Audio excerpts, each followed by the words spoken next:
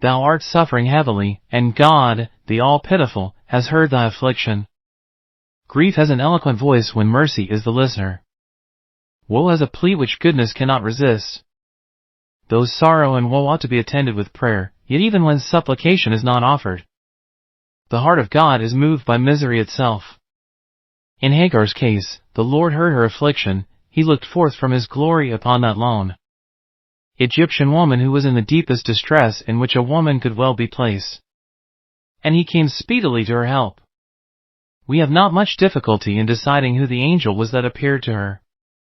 We are sure that this angel of the Lord was that great messenger of the covenant who was afterwards to appear in actual flesh and blood, but who many a time before he was born at Bethlehem anticipated his descent to earth and visited it in human form. His delights were ever with the sons of men. And so when there was a message to be brought to men, that blessed one, the second person of the divine unity, condescended to be the bearer of it. In the present instance I discern foreshadowings of the Son of Man. I perceive sure traces of the Christ who in a later age would dwell among mankind.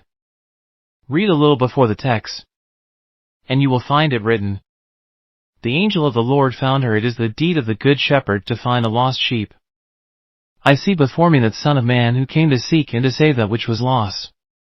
Surely this is that great shepherd of the sheep who goeth after his sheep until he find it. He had come far into the waste after her, and he rested not until he found her. Great gladness filled his heart, as when a merchantman findeth a pearl of great price. I see high joy in the countenance of this angel of Jehovah. We read in verse 7, The angel of the Lord found her by a fountain of water. Significant place. Can you forget how, when that blessed one was here in flesh and blood, he found another woman at the well? Jesus, being wearied, sat thus on the well. There cometh a woman of Samaria to draw water. Jesus saith unto her, Give me to drink. Does not this story of Hagar read like a rehearsal of that Samaritan incident? He found her by a fountain of water. This fountain is further said to be in the wilderness. Note that. Remember those words of his when he actually became incarnate, What man of you, having 100 sheep, if he lose one of them, doth not leave the 99 in the wilderness, and go after that which is lost until he find it?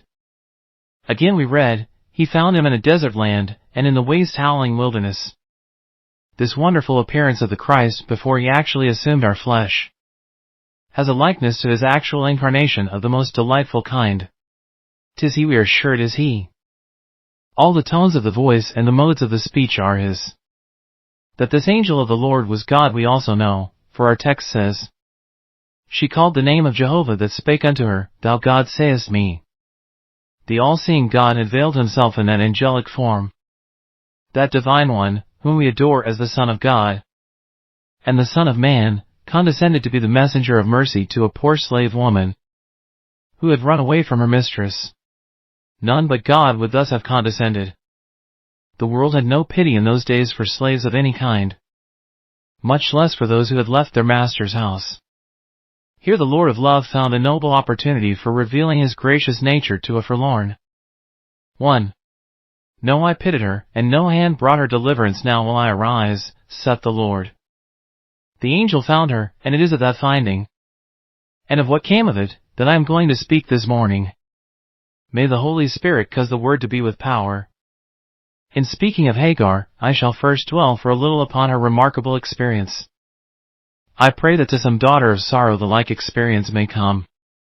May your case be mirrored in that of Hagar, as when one seeth his face in a looking-glass.